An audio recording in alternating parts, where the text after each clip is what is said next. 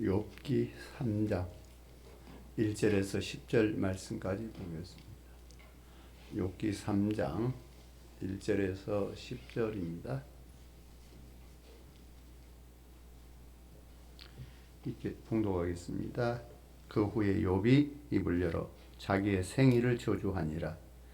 욥이 입을 열어 이르되 내가 난 날이 멸망하였더라며 산의 아이를 베었다 하던 그 밤도 그러하였더라며 그 밤이 캄캄하였더라며 하나님이 위에서 돌아보지 않으셨더라며 빛도 그 나를 비추지 않았더라며 어둠과 죽음의 그늘이 그 날을 자기의 것이라 주장하였더라며 구름이 그 위에 덮였더라면 흑암이 그 날을 덮었더라며 그 밤이 캄캄한 어둠에 잡혔더라면 해의 날 수와 달의 수에 들지 않았더라면 그 밤에 자식을 베지 못하였더라면 그 밤에 즐거운 소리가 나지 않았더라면 나를 저주하는 자들 곧 니워야단을 격동시키기에 익숙한 자들이 그 밤을 저주하였더라면 그 밤에 새벽별들이 어두웠더라면 그 밤이 광명을 발할지라도 얻지 못하여 동틈을 보지 못하였더라면 좋았을 것을. 이는 내 모태의 문을 닫지 아니하여 내 눈으로 환난을 보게 하였음이로구나. 아멘. 기도하시겠습니다. 하나님, 저들 험한 죄악 속에 살았고 그 죄악에 물들었습니다. 그럴지라도 저들이 주께 나올 수 있는 것은 우리 주님이 우리의 허물과 죄를 대속하셨음을 저들이 믿는 그 믿음 안에서 구속하시는 예수 그리스도의 이름으로 왔습니다. 저들을 정결하게 해주시고 거룩하게 해주시고 항상 주 안에서 새롭게 하셔서 주의 말씀으로 항상 새롭게 되는 자로서 하나님을 영화롭게 하며 거룩한 삶을 살기에 부족함이 없도록 인도하여 주옵소서. 이 시간도 주의 말씀을 저들에게 새롭게 하시며 말씀을 듣게 하시고 깨닫게 하시고 변화되게 하셔서 주의 말씀을 인하여 날마다 새롭게 되어져가는 하나님의 자녀들로 복되게 하여 주옵소서. 말씀이 심령 속에 새겨지며 말씀이 우리의 삶을 인도해 가시는 하나님의 말씀이 되고 하나님의 생명이 되게 해 주옵소서. 예수님의 이름으로 기도드립니다. 아멘. 우리의 삶은 딱 정해져 있는 것이 아닙니다. 우리가 선택하며 가야 되는 거예요. 사람은 매일 매 순간 어떤 선택을 하며 사느냐. 좋은 선택을 하는 사람은 좋은 인생을 만들어 갈 것이고 누구에게나 복된 가능성과 저주의 가능성은 함께 열려져 있다라고 하는 것을 우리는 분명히 알 겁니다. 하나님이 사람에게 자유의지를 주셨습니다. 자, 그 자유의지를 가지고 우리가 좁은 문으로 들어가기를 힘써야 할 것이고 창조적인 소수의 길을 가면서 구원은 믿음으로 주어지는 선물이지만 축복은 우리가 어떻게 사느냐에 따른 바른 선택의 결과가 곧 이러한 축복으로 나타나고 있다라고 하는 것을 우리는 아셔야 할 것입니다. 사람들은 어떤 입력된 프로그램에 의하여 움직여지는 이런 로봇과 같은 삶이 아니다라고 하는 거죠. 자, 운명은 날 때부터 정해진 것이 아니라고 하는 것을 우리는 분명히 아셔야 될 겁니다. 사주팔자나 관상 같은 이것은 인간의 통계치예요. 근데 이것이 운명처럼 생각을 하는데 이건 하나의 통계로 이렇게 보니까 대충 이런 사람은 이런 때에 난 사람은 이렇더라라고 하는 이야기인 거죠. 자, 예수님 안에서 모든 가계의 저주가 끊어진다라고 하는 이 삶을 우리는 또 이야기하고 있습니다. 가계의 저주라고 하는 것은 위에 때에서 쭉 흘러내려오는 영적 세계의 흐름이에요. 가계의 저주는 영적 세계의 흐름. 자, 그러면 영적 세계의 흐름이라고 하는 것은 영들의 세계가 곧 어둠의 영들, 사단의 영들, 이런 영들의 세계가 쭉 가게에서 흘러서 대를 이어서 내려오는데 이것을 끊어야만이 그 가게에 흐르는 저주가 제하여지는 거예요. 근데 그걸 끊을 수 있는 것은 예수 그리스도밖에 없어요. 그래서 우리가 예수 그리스도 안에서 우리의 운명과 같이 받아들였던 그러한 가게의 저주가 완전히 끊어지는, 그래서 우리가 그 안에서 새롭게 살아갈 수 있는 이 삶을 살아야 됩니다. 자, 성도는 자기 삶에 대해서 책임 의식을 가지고 살아가야 될 것입니다. 때로 힘들고 어려워도 우리가 찬란한 꿈과 비전을 가지고 지금 생명의 길을 선택하는 삶, 이것이 성도의 삶이 되어야 되는 거예요. 힘들고 어렵다라고 그대로 운명론이야, 내 운명이 그런데 어쩔 거야, 이렇게 가는 게 아니에요. 하나님의 자녀들은 하나님께서 내게 꿈을 주시고 비전을 주셔요. 그래서 오직 주의 말씀을 붙들고 우리가 비전을 가지고 살아가는 삶을 살아야 됩니다. 자, 이처럼 찬란한 꿈과 비전이 없는 사람은 어떤 그 부자나 아니면은 두목 정도는 될 수 있지만 리더가 될 수 있는 인물은 되지 못하는 거예요. 리더라고 하면 무엇인가 비전을 제시해서 사람들로 하여금 자기의 어떤 것을 이렇게 가지고 따라올 수 있고 이렇게 모든 것들을 스스로 해갈 수 있는 이런 일들을 만들어가는 게 리더의 자질입니다. 자, 비전은 방향과 질서를 찾게 하고 헌신을 낳게 만들면서 두려움과 불신과 혼란을 극복하게 만드는 것이 비전이에요. 그래서 비전이 있어야 복의 가능성도 커지는 것이고, 그러나 비전을 가지기만 하면 뭐 하겠습니까? 참된 비전에는 비전을 성취하는 이러한 최선의 땀과 실천이 뒤따라야 한다라고 하는 사실이에요. 자, 그때의 그 비전이 분명히 사명이 될 것이고, 그 사명이 하나님의 뜻에 따라서 이루는 사명이라고 한다면 소명이 되는 거예요. 그 사명과 소명은 내가 감당해야 될 거다라고 하는 것을, 이거 사명이고요. 소명이라고 하는 것은 부름이라고 하는 거예요. 그래서 하나님이 나를 불러서 나로 하여금 이러한 일을 하게 했다. 그래서 나는 그 일을 감당해야 된다라고 하는 이 소명과 사명의식을 가지고 우리가 살아가야 된다라고 하는 것을 아셔야 됩니다. 가끔 우리가 어려운 일을 당하게 되면 팔자소관을 하게 됩니다. 자, 그런 운명론에 우리가 빠져서는 안 되는 거예요. 사람은 운명을 정해진 것이 아니기 때문에 하나님의 뜻 안에서 결코 어떻게 선택하느냐에 따라서 인생의 운명은 현저하게 달라질 수가 있는 겁니다. 자, 그러기에 중요한 것 중에 하나는 운명을 사명으로 바꿔야 되겠죠. 운명을 사명화해야 된다는 이야기예요. 특히 어떤 고통의 순간, 자, 이것들을 잘 극복하고 그 순간의 고통에 매몰되지 않고 고통을 잘 극복해내서 결코 우리는 이 운명에서 그것을 사명으로 이렇게 바꿔갈 수 있어야 됩니다.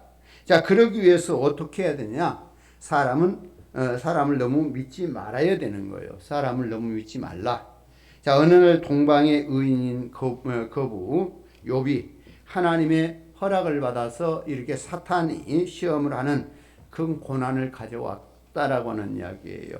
10자녀가 한 번에 죽음을 당하는, 그리고 그 많은 재산들이 한순간에 노략을 당하는, 참, 그리고 자신에게는 극심한 피부병으로 고통을 하는, 그 아내마저도 그의 마음에서 떠나 있는, 자, 그래도 그에게는 마지막 자신들의 친구가 있다라고 하는 것은 그래도 참 다행인 모습인데요. 그의 기대대로 욥의 세 친구가 멀리서 이렇게 찾아왔고, 그 친구들은 욥의 참상을 보고 7일 동안 아무 말 한마디 하지 못하는 참 이런 모습을 보게 됩니다.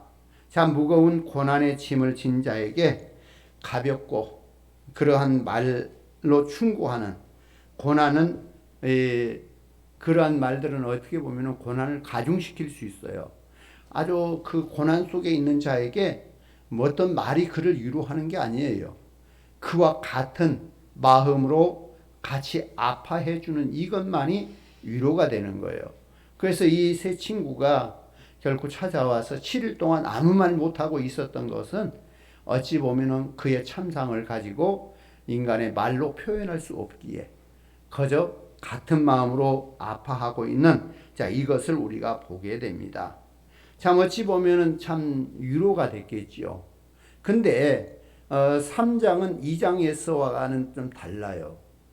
2장에서 전혀 말 한마디 없이 이렇게 있던 그런 친구들, 그리고 이제 3장에서는 욥이 자기의 생일을 저주하기 시작하는 이 모습을 보게 되는 거예요. 근데 왜 느닷없이 자기 생일을 저주할까? 참 욥과 그 친구들이 서로 7일 동안 같이 있었다고 한다면 무언의 말 없는 어떤 이야기들이 오고 가겠지요. 눈빛을 통해서라도. 어찌 보면은 이 욥의 생각 속에는 결코 정말 친구들을 보면서 자기의 현재 상황을 무한하게 여기고 정말 뭔가 말을 해야 되겠는데 정말 자기가 잘했다고도 할 수 없고 못했다고도 할 수 없고 참 무안하고, 그럼 그래서 이제 그런 말을 했는지, 아니면 친구들의 눈빛 속에서 늘 거기에서 말 한마디 못하고 있지만 한편으로 의심을 가질 수도 있는 이런 생각들이 있었지 않을까. 욥이 하나님 앞에서 혹시 사람들에게 드러나지 않는 혹시 죄를 가지고 있지 않느냐, 이런 생각들을 그 친구들의 눈빛 속에서라도 있지 않았을까. 그런 생각 속에서 욥은 정말로 자기의 생일을 저주함을 통해서 결코 자기의 현재 처해 있는 상황을 피하고자 하는 이런 모습이 아니었을까. 이렇게 우리가 보게 됩니다. 한번 친구로 우리가 이제 삼았다고 한다면 그 특별한 잘못이 없다면 변함없이 친구로서 신뢰하는 것이 서로 친구 간의 관계일 것입니다. 시련의 날에도 함께 해주는 친구가 진짜 친구인 거예요. 만약에 중상모략하는 또 거짓말하는 이런 친구가 있다고 한다면 그는 이렇게 서로 끊어져야 되겠지만, 그렇지 않는다고 한다면 친구의 잘못 정도는 반복한다 할지라도 용납하고, 아무리 좋은 친구도 우리가 너무 믿지는 말아야 되지요. 친구 관계라고 해서 그냥 100% 다 믿는다면 나중에 실망이 너무나 커지는 거예요. 그래서 우리가 사람을 온전히 믿는 거, 이건 잘못된 거예요. 그러나 우리가 친구로서 믿어줄 만큼 믿어줄 수 있는 이것이 중요합니다. 사람은 기대할 것입니다. 내 친구는 내 마음을 알아주겠지 라고 하는 기대.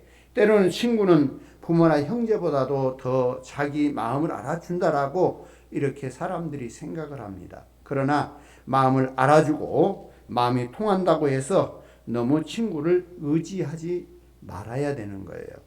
친구를 의지했다가 낭패와 실망을 당한 뒤에 진실한 친구 대신 예수님 앞에 나오는 사람들이 많이 있습니다. 마음이 통하면서 바른 길로 가게 하는 것이 진짜 친구라고 하는 사실을 아시길 바라요. 어떤 자녀는 생각을 합니다. 우리 부모는 꽉 막혔어. 마음이 안 통해. 그러나 마음은 안 통해도 자녀를 진정으로 생각하는 사람은 곧 부모밖에 없습니다. 부모는 늘 자녀를 위하는 길을 선택하는 본능이 있기에 자녀의 마음을 얻는 길보다도 자녀가 바른 길을 가기를 원한다라고 하는 것이 부모의 마음이에요. 그러나 친구는 바른 길을 가는 것보다도 마음을 얻는데 여기에 더 치중을 하게 됩니다. 그래서 제가 바른 길에서 이탈하게 할 수도 있는 거지요. 결국 마음이 통하는 것보다도 더 중요한 것은 바른 길로 인도해 가는 것, 바른 길로 가게 하는 것, 이것이 더 중요한 거예요. 그래서 부모의 마음은 자녀가 바른 길을 가기를 원하는 거지 마음이 통하는 것을 원하는 것이 아니다는 이야기예요. 그러나 친구는 바른 길보다는 서로 마음이 통한다라고 하는, 여기에다 초점을 두고 가는 거예요. 그러다 보니까 제가 잘못 가는 길을 같이 갈 수 있는 상황이 오게 되는 거죠. 자녀들의 마음이 안 통하는 부모보다 마음이 통하는 친구가 더 귀하다고 자녀들은 여기게 됩니다.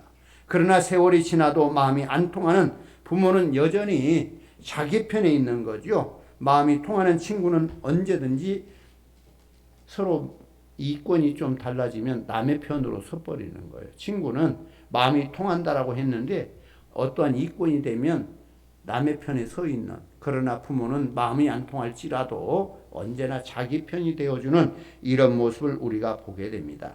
자, 그래서 우리는 열린 길보다도 바른 길을 따라가는 것이 중요한 거죠.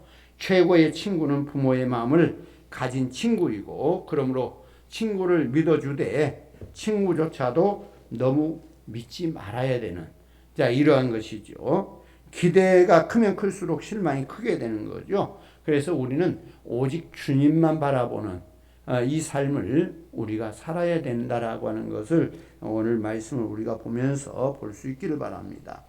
또 우리가 이러한 고난 속에서 헤어나올 수 있는 방법은 자기 자신을 너무 믿지 말아야 됩니다.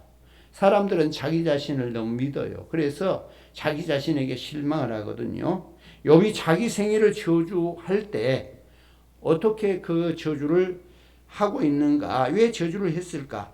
오늘 말씀에 보니까 1절에서 10절까지 내용을 보면은 이런 단어가 많이 나와요. 자, 뭐냐면 가정법을 여기다 써가지고 라면이란 말을 써요. 어땠더라면, 이 라면이란 말이 한 16, 17번 나온 것 같아요. 자신이 세상에 태어나지 않았다면 얼마나 좋겠는가 하는 이런 정도. 그러면서 할 수 있는 모든 표현을 동원해서 자기의 출생에 대한 저주를 하고 있는 것을 보게 됩니다. 자, 그리고 또 우리가 오늘 말씀 속에서 단어를 하나 또 보는데 11절에서 26절까지 보니까 여기에서도 어찌하여라고 하는 단어를 또 많이 쓰고 있어요. 자, 이 부분에서는 자신이 이 땅에 왜 태어나서 이런 고난을 당하는가, 이 한탄이 섞여지는 이런 모습이지요. 이 고백을 보면서 고통 중에 욥의 반응을 우리가 세 가지로 읽어볼 수 있는 거예요. 욥이 세 가지 반응을 나타내고 있다. 어찌하여, 라면, 이런 말 단어를 통해서 욥의 모습을 우리가 세 가지로 보는데, 첫째는 욥의 절망하는 모습이에요. 절망하는 모습. 사람이 자기 생일과 생명을 저주하는 것만큼 큰 절망이 어디에 있겠느냐라고 하는 이야기죠. 자, 17절에서 19절까지 네 번 나오는 거기서는 이란 말을 우리가 보게 되는데, 그가 이 땅의 현실에 얼마나 크게 절망했는가 잘 말해주고 있는 말들을 볼 수가 있습니다. 자, 동방의 의인이라고 했던 욥이 절망하는 모습을 우리가 볼 수 있습니다. 자, 그처럼 성도는 성도이기 전에 참 가냘픈 한 존재라고 하는 것을 우리가 보게 되는 거죠. 믿음이 좋다면 결코 절망할 수 없다고 이렇게 큰 소리 치지 말아야 된다라고 하는 것을 우리가 여기서 보아야 될 부분들이에요. 자, 성도도 얼마든지 절망할 수 있습니다. 다만 절망하는 시간이 얼마나 기냐 짧으냐, 이 차이는 있을 수 있어요. 그러니까 신앙하는 하나님을 의지하지 못한 사람은 실망하고 절망하는 기간이 길어지겠지요. 그러나 하나님 안에 있는 사람은 그 절망을 할지라도 그것이 길게 가지 않는, 빨리 회복할 수 있는 상황을 갖게 되는 겁니다. 자, 사랑하는 자녀를 갑자기 잃었다면 그 부모가 통곡과 절망에 빠질 수밖에 없지 않느냐라고 하는 이야기입니다.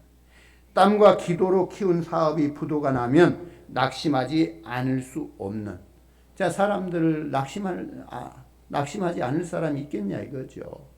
아무리 예수 잘 믿어도 자기가 참 땀 흘려 키워온 사업이 부도가 난다면 이렇게 낙심할 수밖에 없는 거죠. 자, 아무리 믿음 좋아도 인생고의 거센 바람 앞에서 잠시 흔들리고 절망할 수밖에 없다라고 하는 것을 알 수 있습니다. 자, 인간의 연약함을 우리는 이해할 줄 알아야 합니다. 넓은 이해심은 성도의 삶에서 기본 중에 기본이고요. 그래서 믿음이 좋다고 마치 하나님이 된 것처럼 거드름을 피우면서 고통 중에 절망하는 성도들에게 왜 절망합니까? 그렇게 믿음이 없습니까? 이런 말로 옆에서 책망하듯이 말하는 사람들이 때로 있어요. 근데 내가 그 상황 되면 나도 똑같이 절망하고 그럴 수밖에 없는 상황이 있는 거죠. 자, 믿음이 좋다고 하는 것이 무자비하고 강팍한 사람들이 되는 것은 결코 아닌 겁니다. 사람은 다 연약합니다. 자신을 자신하지 말아야 될 거라고 하는 이야기예요. 무슨 일을 당해도 자신은 절망하지 않는다고 떠버리는 것만큼 교만한 것이 없겠고요. 어찌 보면은 참 사람들은 나는 그렇지 않아, 자만하고 이런 사람들이 많아요. 절망하지 않는다고 그러면서 다른 사람의 어떤 절망할 수밖에 없는 상황에 대해서 왜 절망합니까? 믿음이 그렇게 없습니까? 이렇게 말하는 자 이런 사람들을 우리가 들여다본다면 그 사람은 얼마나 믿음이 좋을까? 이렇게 우리가 생각해 볼 수 있겠죠. 근데 다르게 생각하면은 참 얼마나 교만한 사람인가 이렇게도 우리가 볼 수 있겠고요. 또 참 어찌 보면은 인생을 너무나도 알지 못하는 아마추어 인생이 아닌가. 딱 이렇게도 우리가 보게 되는 거예요. 우리가 참 어설픈 사람을 향해서 뭐라 그래요? 하룻강아지 법 무서운지 모른다 그러잖아요. 이것처럼 거저 인생을 바로 알지 못하기 때문에 남의 고통에서 너무나 쉽게 말할 수 있다라고 하는 자 이런 모습 이것을 우리가 알 수 있는 거예요. 그러니까 결코 이 욥의 절망하는 그 모습을 우리가 보면서 우리도 어떤 고난과 환난 속에서 절망할 수 있다라고 하는 것. 그러나 그 속에서 우리가 하나님을 찾을 수 있는 이것이 우리에게 필요한 거다. 자, 이것을 우리가 알 수 있기를 바라요. 그래서 남이 절망할 수밖에 없는 상황이 됐다면 그 삶을 보면서 믿음이 없다고 책망하기보다 함께 그럴 수 있다라고 그를 인정해주고 받아들여주고 함께 같은 마음을 가져주는 것이 중요한 거다. 자, 이런 모습을 볼 수 있기를 바라고요. 자, 욥의 그 상황 속에서 분노하는 모습을 우리가 또 볼 수 있습니다. 자, 욥이 저주하는 것을 보면서 마치 무신론자의 고백처럼 느껴질 정도로 분노가 담긴 것들을 우리가 볼 수 있습니다. 자, 그런 분노도 때로는 우리가 이해해 주어야 될 것입니다.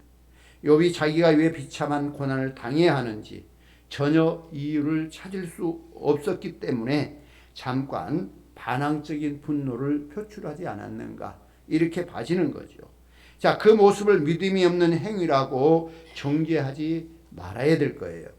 잘 믿으려고 노력한 사람 중에는 극심한 고난 중에서 그 분노의 감정을 더 심하게 표출하는 경우도 있고 결국 참다 못해서 한번 터뜨린 것을 보고 믿음과 인격을 비하하지 말아야 된다라고 하는 것 이것을 우리는 아셔야 될 것입니다. 그러니까 욥이 너무나도 여기서 분노하면서 참 이런 모습을 볼 때 과연 옆에서 바라보는 우리는 그것을 어떻게 이해하고 말하고 반응해야 될 것인가. 자, 이런 모습들을 여기에서 봐야 되는 거예요. 자, 어떤 그 목사님이 40대 후반에 생을 마감을 해요. 그러니까 그 아들이 생각할 때 어떤 생각을 갖냐면 우리 아버지는 결코 하나님의 일을 한다고 하면서 시골에서 이렇게 목회를 하고 그러면서 정말 고난스럽게 어렵게 먹지 못하고 그러면서 하나님의 일을 했는데 참 이렇게 하나님 데려간다라고 하는 걸 생각하면서 하나님 우리 아버지가 뭘 잘못했습니까? 반항을 하는 거죠. 그러면서 나중에 이제 그의 죽음과 함께 하나님을 떠나요. 자, 그러면 거기에 대해서 우리가 어떻게 이해할 것인가라고 하는 이야기예요. 자, 그럴 수 있다라고 우리가 이해할 수 있어야 됩니다. 사람은 자, 하나님도 그걸 이해할 거예요. 자, 그러면서 결코 저가 하나님 떠났지만 하나님은 언젠가 그가 다시 하나님께 돌아오게 하는 은혜를 입히실 거라고 하는 사실 또한 우리가 볼 수 있어야 됩니다. 그러니까 욥이 고난 속에 분노하는 그 모습, 그것을 우리가 이해하는 눈으로 바라볼 수 있어야 됩니다. 때로는 신실한 성도조차도 심하게 분노를 표출하는 그런 모습들을 볼 수가 있는 거예요. 자, 그 분노하는 그것. 우리는 도저히 이해할 수 없다라고 여길지 몰라요. 그러나 그것이 내 삶이 되면 이해해 주기를 바라는 게 우리라고 하는 거예요. 옛날에 비행기 안에서 어떤 사람이 분노를 표출하고 막 난리를 쳐요. 그래서 대한항공이 가다가 회항해서 다시 돌아오는 이런 상황들이 되어진 때가 있었습니다. 참 그가 분노할 수밖에 없었던 이유가 있겠지요. 자, 이러한 것들을 우리가 보면서 결코 사람은 자기 자신을 이해할 수 없고 자기 자신을 이렇게 바로 알 수 없는 이런 상황들이 있어요. 그렇기 때문에 결코 이 분노하는 반응을 이렇게 보이는 자, 이러한 것, 이 속에서도 우리는 우리 자신들을 돌아볼 수 있어야 됩니다. 그처럼 믿음이 있어도 분노할 수 있고 심지어는 상식 이하의 행동을 할 수도 있다라고 하는 것. 자, 이것을 우리가 오늘 이 욥의 분노를 통해서 볼 수 있어야 될 부분들이고요. 또 욥의 반응 속에서 침체의 반응 또한 우리가 보게 됩니다. 그러니까 이 세 가지가 다 사람의 그 모습이에요. 극심한 고난 속에 절망할 수 있고 분노할 수 있고 침체될 수 있는 자, 이런 모습들이죠. 성도가 절망하고 분노하면 영적인 침체가 따라올 수도 있는 겁니다. 그때는 예배할 기분도 안 나고 기도할 의욕도 안 나게 됩니다. 자기처럼 불행하고 무가치한 사람은 살 가치도 없다라고 자학을 하게 됩니다. 또한 옛날을 그리워하면서 그때보다 크게 후퇴한 자신들을 생각하면서 심적 고통에 시달리면서 불면증과 식욕부진에 빠지게 될 것이고 간간히 죽는 것이 더 낫겠다라고는 생각도 하게 될 것입니다. 그와 같은 심리적인 우울증을 동반한 신앙 침체에 빠져서 욥이 자기 생일을 이렇게 저주하는 이 모습을 우리가 볼 수 있는 거죠. 자, 영적 침체에 빠져서 자학하는 것은 악에 받쳐 자기를 변호하는 것보다도 더 나쁜 상태가 될 수가 있는 거죠.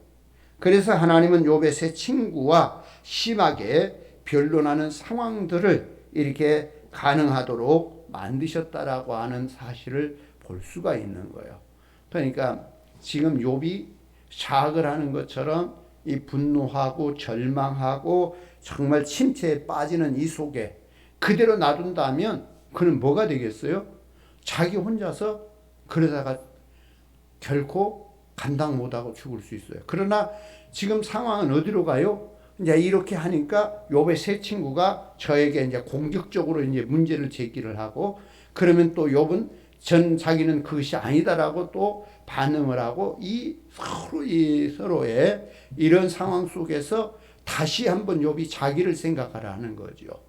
그러면서 무엇인가 삶의 의지를 또 갖게 되는 자, 이런 모습들. 그래서 하나님께서 그에게 변론마저도 허락하지 않았는가 지금 이렇게 보게 되는 거죠.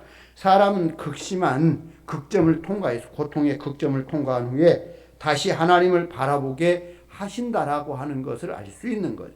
우울증에 빠지기보다는 차라리 악바리가 되는 것이 낫지 않는가라고 하는 이야기예요. 자, 욥도 절망하고 분노하고 침체에 빠졌지만 아이러니하게도 새 친구와 상처를 주고받는 변론 후에 다시 새롭게 일어서서 이전보다 더욱 복된 존재로서 우뚝 서게 되는 이러한 것을 보게 됩니다. 결국 엄청난 시련과 정죄와 판단과 상처도 다 하나님의 뜻이 허용하셨다라고 하는 것을 우리가 알 수 있는 거예요. 자, 극심한 고난의 과정을 거치면서 자신을 믿으면 안 된다라고 하는 사실을 절실하게 깨닫게 된 후에 자신에 대한 절망의 극지점을 통과하면서 결국 인생의 위기는 축복의 기회로 바뀌게 되었다라고 하는 이 사실을 볼 수가 있는 거예요. 그러니까 자, 이러한 그 욥의 세 가지 반응, 절망, 분노, 침체 이 과정을 통과하면서 결코 저는 친구들과의 이 변론을 통하여 새롭게 회생하는 이런 모습들을 우리가 볼 수 있는 거죠. 자, 우리가 또 이제 보는 것은 우리의 마음의 중심에 하나님을 모셔야 되는 겁니다. 그러니까 이 욥이 이러한 속에서도 회복할 수 있는 것은 그 중심에 하나님을 모시고 있기 때문에 회복할 수 있는 근거가 있는 거죠. 오늘 말씀에서 욥이 자제력을 잃고 저주의 말을 할 때 그는 하나님을 직접 저주하기보다는 자기의 생애를 저주하는 것을 보게 되는 거죠. 자, 자기의 생애를 저주하는 것도 결국은 하나님에 대한 무서운 불평이지만 그래도 직접 하나님을 저주하는 것과는 차원이 다르게 나타나고 있는 것을 우리가 보게 됩니다. 자, 고난이 극심하면 어떤 교인은 하나님을 저주하고 신앙을 버리게 됩니다. 또한 사회를 저주하고 앞선 자들을 저주하고 심지어는 조상들까지 저주하는 이러한 모습이 세상 사람들의 어떠한 고난 속에서 볼 수 있는 모습들이에요. 그러나 욥은 하나님이나 남을 저주하지 않고 자기의 생일만을 저주했던 것이죠. 그것은 여전히 그의 내면에 하나님을 섬기는 마음이 책임의식이 그에게 있었다라고 하는 뜻을 보여주는 겁니다. 그러니까 자기의 의식 속에 하나님에 대한 의식이 있기 때문에 결코 하나님에 대한 것, 남에 대한 것을 이렇게 저주하지 않고 자기의 생일만을 저주하고 있는 것을 보게 되는 거죠. 자, 욥처럼 자신의 부족함을 노출했을 때 누군가 옆에서 수군거릴 수가 있어요. 어떻게 성도가 저런 말을 하나? 저런 사람이 무슨 동방의 의인인가? 그러나 사람은 사실상 모두가 죄인이라고 하는 거지요. 자, 성도도 다 죄인입니다. 다만 성도는 사함을 받은 죄인이라고 우리가 말할 뿐인 거지요. 그러므로 때로 의인의 가면을 벗어던지고 마음속에 분노를 쏟아낸 것으로 인해서 너무 상심하거나 자책하지 말아야 할 것입니다. 그러니까 사람들은요, 때로 갖다 자기 분노 때문에 확 드러내놓고 그래놓고 또 나중에 상심하는 것은 내가 왜 그랬을까? 그래서 그 속에 또 빠져서 또 자학을 하는 이런 사람들이 있는데 결코 사람들은 결코 거기에 빠져서는 안 된다는 이야기죠. 그래서 때로 우리가 이제 그런 상황이 되었다 할지라도 더 이상 마음속에 하나님을 향한 마음에 하나님을 향한 의식 이것만은 사라지지 않도록 해야 돼요. 그리고 그것 있다고 한다면 우리는 상심할 이유가 없는 겁니다. 어떤 학자는 오늘 말씀을 통해서 욥에 대한 이런 이야기를 하죠. 너무 극심한 고통에 시달려 잠깐 신앙을 잃고 회의에 빠졌다라고 이렇게 주장을 해요. 그러니까 이 욥이 너무나 극심한 고난 속에 참 회의에 빠져서 하나님에 대한 신앙을 잃어버린 거다 이렇게 이야기합니다. 그러나 4장부터 벌어지는 친구들과의 변론을 살펴보면 그는 하나님을 결코 버리지 않았다라고 하는 것을 알게 돼요. 끊임없이 변론하면서 하나님이 아신다라고 하는 거예요. 절대 하나님을 그 속에 버리지 않고 있는 거죠. 하나님을 원망하는 표현은 많이 했지만 그 원망은 하나님에 대한 원망이라고 말하기보다는 하나님의 섭리를 알지 못한 것에 대한 원망인 거죠. 하나님의 섭리가 자기가 하나님의 섭리를 알았더라면 원망할 이유도 없어요. 아무 고통이 있어도. 그러나 하나님의 섭리를 알지 못하기 때문에 그렇게 원망하는 상황들을 가졌던 것을 우리가 보게 됩니다. 자, 결국 욥의 유대한 점은 고난 중에도 하나님을 마음속 중심에 모시고 있었다라고 하는 이것이 아주 중요한 부분이에요. 자, 그러나 인내심이 폭발해서 섭섭함을 노출했다면 그 상황도 하나님이 허용하신 상황이라고 여길 수가 있어야 됩니다. 그런데 우리가 살다 보면은 참 때로 갔다가 분노가 솟을 수 있어요. 그러나 그 상황 속에서 우리가 이해할 것은 물이 빠져나가야 다시 또 물이 돌아오는 바다의 그 원리처럼 참 내 안에 어떤 나는 거룩한 사람이야, 나는 하나님의 사람이야, 생각하면서 모든 걸 잠재시켜만 그대로 묻어만 놓고 있으면 그건 언제까지는 묻어질 수는 없어요. 언젠가 폭발을 할 수밖에 없어요. 폭발해야만 새롭게 되는 이런 사실들을 우리가 볼 수 있는 겁니다. 그래서 부부간에도 그저 이 아내만 놓고 있는 사람은 속이 썩어요. 아내만 놓고 있는 사람. 그러나 한 번쯤 폭발해서 내놓는 사람은 다시 한번 회복할 수 있는 이런 상황들이 있다라고 하는 것을 우리가 알 수 있어야 될 것입니다. 자, 욥의 기본적인 마음의 바탕이 어떠했는지를 우리가 알고 있지요. 욥의 바탕 기본은 하나님 중심이 되어 있고, 그렇기 때문에 그가 분명히 분노하거나 절망하거나 침체되거나 다 이해할 수 있는 그런 모습이라고 하는 것을 우리가 알 수 있어야 돼요. 자, 그래서 우리의 삶에 있어서 때로 그러한 상황들이 있다 할지라도 그 속에서 다시 한번 회복할 수 있는 것은 그 중심에 하나님이 있느냐 없느냐, 이것만을 우리가 볼 수 있어요. 그래서 여러분 안에 하나님이 중심이 되는 역사가 날마다 우리 삶에서 함께 있어야 됩니다. 이것만 있으면, 그래서 욥에게는 정말 하나님이 중심되어 있다라고는 이것 때문에 그 분노나 원망이나 이것들을 다 회복하고 일어나서 다시 설 수 있는 기회가 된다라고 하는 것을 알 수 있는 거예요. 자, 그래서 우리는 운명을 사명화해야 됩니다. 운명을 사명화해야 돼. 자, 성자도 부부싸움을 합니다. 오히려 성자에게 소리 없는 내적인 부부싸움이 더 치열하겠지요. 내부적인. 자, 감리교의 창시자였던 요한 에슬레, 그 안에는 역사상 가장 유명한 3대 악처로 소문이 났습니다. 웨슬레 감리교의 창시자고 영적인 거성이거든요. 그런데 그의 아내가 악처돼요.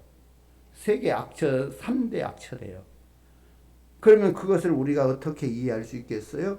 뭔가 부족한 것이 있었겠지요, 서로 간에. 그렇기 때문에 그러한 모습들을, 그러나 그러한 모든 것들을 이렇게 조절하지 못한다면 분노가 이렇게 분출되겠지요. 그러나 그들 속에 하나님이 있기 때문에 그 모든 것을 조절할 수 있는 상황이 되어지는 거죠. 자, 심지어는 자신에게도 비인격적인 갑질과 을질이 있다라고 하는 것을 우리는 아셔야 합니다. 지금 세상 속에서 보면, 방송 속에서 가끔 보는 말이 갑질을 한다, 을질을 한다, 막 이렇게 하지요. 자, 갑질은 안 될 것을 되게 만들려고 그냥 윽박지르고 막 나가는 거죠. 또 을질 역시도 안 될 것을 될 것으로 만들어 가려고 하는 서로 이런 관계들, 이러한 것들을 우리가 보게 됩니다. 자, 동방의 의인이라고 인정받고 심지어는 하나님도 인정하고 사탄도 인정했던 욥, 그도 극심한 시련을 통해서 오늘 본문의 말씀처럼 치부를 드러내는 이런 고백을 할 수 있는 거죠. 그래도 중요한 것은 욥의 마음속 바탕에는 여전히 하나님을 중심하고 있는 이러한 사실입니다. 자, 오늘 말씀에서 욥이 하나님을 직접 원망하지 않고 자기 생애를 저주하는 것은 일종의 믿음의 표출이라고 하는 것을 알 수 있는 거죠. 즉 그는 도저히 하나님을 직접 원망할 수가 없었습니다. 자, 그러면 그 전까지 하나님을 믿고 살았던 날들이 얼마나 비극적인 날들이 되었을까라고 하는 이야기예요. 그러니까 하나님을 원망했다면 지난날에 믿음으로 살아왔던 그 모든 것들이 비극이 되는 거예요. 아무 의미가 없는 것이 돼버리는 거죠. 이제 그처럼 기본적인 신앙 양심을 가지고 도저히 하나님을 저주할 수가 없었다는 이야기죠. 그래서 공격적인 그 화살을 어디로 날렸냐면 자기의 생일로 날리는 거예요. 자기가 차라리 나지 않았더라면 하고 자기의 난날을 저주하는 여기에다가 두고 있는 겁니다. 자, 그것처럼 신앙과 현실 사이에서 몸부림치는 욥의 모습을 보면서 그는 확실한 믿음의 기본 바탕을 분명히 가지고 있는 성도라고 하는 사실을 우리가 볼 수 있는 거예요.